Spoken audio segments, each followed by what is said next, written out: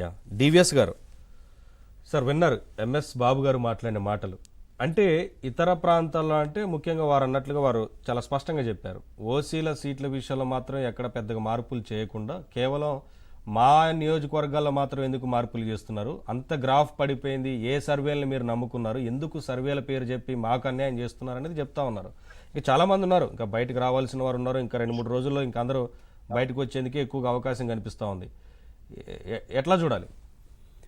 ముందుగా మీకు ఏబిఎన్ వీక్షకులకు ప్యానల్ మిత్రులకు అందరికీ గుడ్ ఈవినింగ్. ఇప్పుడు ఎంఎస్ బాబు ఆక్రోశం ఆయన ఒక్కళ్ళదే కాదు, ఇదేంటంటే మొత్తం దళిత జాతి ఆక్రోశం. ఏది దాన్ని ఎలా చూడాలంటే అతను ఒక ఎమ్మెల్యేగానో ఒక వ్యక్తిగానో చూడకూడదు, ఒక సమాజంగానే చూడాలి. ఎందుకంటే ఇప్పుడు నా మీద ఎందుకు వ్యతిరేకత ఉంటుందని అడిగారు. ఏంటి, నేను ఈ 5 ఏళ్లలో ఏం చేశాను? చేసిందంతా పెద్దరెడ్లే కదా.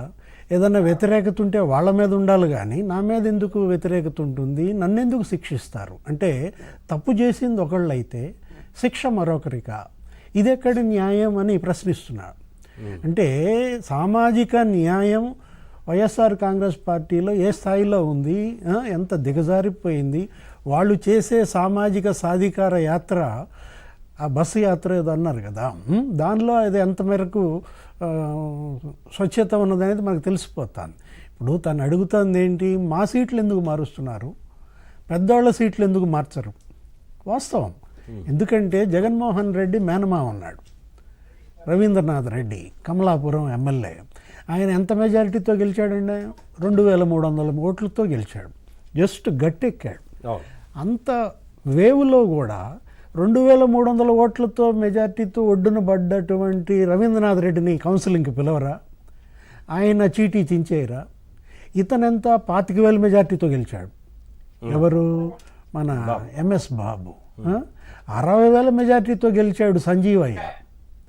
అతని సీటు చించేస్తున్నారు, సుళ్ళూరుపేట. గుమ్మనూరు జైన్రామ్, అతను 45,000 ఓట్ల మెజార్టీ. అంటే డంపింగ్ మెజార్టీలతో గెలిచినటువంటి దళిత శాసనసభ్యులనేమో టికెట్ లేదంటున్నారు, వాళ్ళకు ఒక అవకాశం కూడా ఇవ్వట్లేదు ప్రూవ్ చేసుకోవటానికి. ఇప్పుడు అన్నా రాంబాబు ఎవరో ఉన్నాడు గిద్దలూరు, 80,000 ఓట్ల మెజార్టీతో గెలిచాడు. అంటే జగన్మోహన్ రెడ్డి తర్వాత సెకండ్ హైయెస్ట్ మెజారిటీ, అతనికి సీట్ లేదంటున్నారు. అంటే వీళ్ళు ఎలా నడుస్తోంది అంటే, ఇప్పుడు రోజా మినిస్టర్, ఆమె 2,000 ఓట్లతో గెలిచింది. ఇప్పుడు అతను ఉన్నాడు కరుణాకర్ రెడ్డి భూమన, తిరుపతి ఎమ్మెల్యే, జస్ట్ 708 అండి, 708 ఓట్లతో చావు దప్పి కన్నులట్టబోయినటువంటి భూమన కరుణాకర్ రెడ్డి కొడుక్కి టికెట్ ఇస్తాడంట. ఎంఎస్ బాబు వీళ్ళందరికీ ఇవ్వడనమాట. ఎలా చూడాలా, ఏమనాలా? ఇప్పుడు డిప్యూటీ సీఎం ఉన్నారు నారాయణ స్వామి, ఆయన ఎన్ని అవమానాలు పడుతున్నాడు, ఆయనే చెప్పుకుంటున్నాడు. విశ్వరూప్ మినిస్టర్, అతను స్టేజీ మీద సీఎంతో పాటు కూర్చోడానికి కుర్చీ కూడా లేకపోతే ఏదో ఒగ్గి కూర్చున్నాడు. మనం ఇవన్నీ చూసాం. అంటే ఇక్కడ తాడేపల్లి ప్యాలెస్ అనేది అదొక స్లాటర్ హౌస్ చేశారు, ఒక వధశాల. వీళ్ళందరూ మేకల్లాగా వాళ్ళని పంపించటం, కానీ పంపించడం కూడా అవమానంతో పంపిస్తున్నారు అనేది కదా. ఆయన ఏమి పిలిచి మాట్లాడట్లేదు, దూతలతోని మధ్యలో ఉన్న వారితోనే మాట్లాడించి మీకు టికెట్ లేదని చెప్తున్నారు అనేది కదా. కనీసం బుజ్జగిద్దాము పిలుద్దాము అనేది కూడా లేదనేది. అంతే కదా. ఇప్పుడు ఈరోజు ఆంధ్రజ్యోతిలో చదివాను, ఎంఎస్ బాబు ఇష్యూయే రాశారు, పేరు లేకుండా ఏం జరిగిందనేది స్పష్టంగా రాశారు. ఏంటి, అతను వాపోయాడు, వ్యతిరేకత నా మీద ఎక్కడుందన్నా అని అడిగాడు. అడిగితే వ్యతిరేకత ఉన్నది వాళ్ళ మీద, శిక్ష వాళ్ళకి వేయాలి కానీ నాకేయటం ఏంటన్నా అని అడిగితే అతను సీరియస్గా చూశాడంటే వీళ్ళిద్దరు. ఇంకా ఎవరు? జగన్మోహన్ రెడ్డి. అంటే ఏంటి, నా దగ్గరకు పంపే ముందే బ్రీఫింగ్ చేసి పంపాలని తెలియదా అన్నట్టుగా.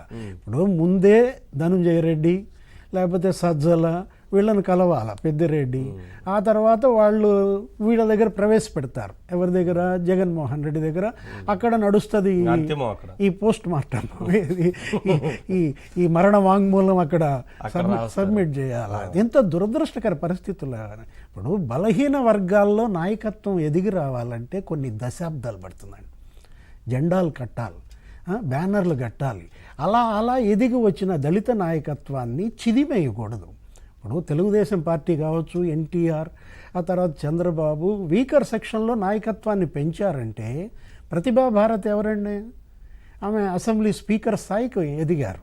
ఆమె ఎన్ని మాట కంటెస్ట్ చేశారు? 5 సార్లు కన్సిక్యూటివ్గా ఆమె ఎమ్మెల్యే.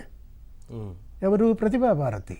3 సార్లు ఏమో ఓడిపోయారు. అంటే 8 సార్లు తెలుగుదేశం టికెట్ ఇచ్చిందే ఒక దళిత మహిళకు.